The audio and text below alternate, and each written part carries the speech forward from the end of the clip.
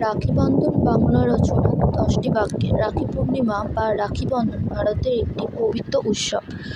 রাখি পূর্ণিমা শ্রাবণ মাসের পূর্ণিমা দিনে পালিত হয়।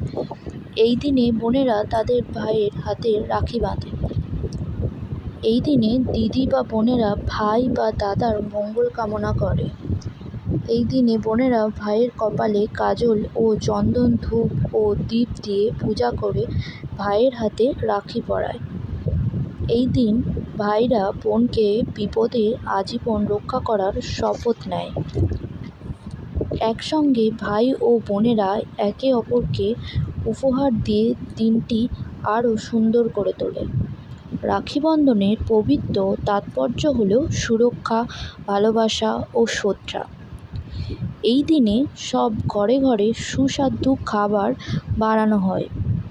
এই দিনে পরিবারে আনন্দের পরিবেশ থাকে।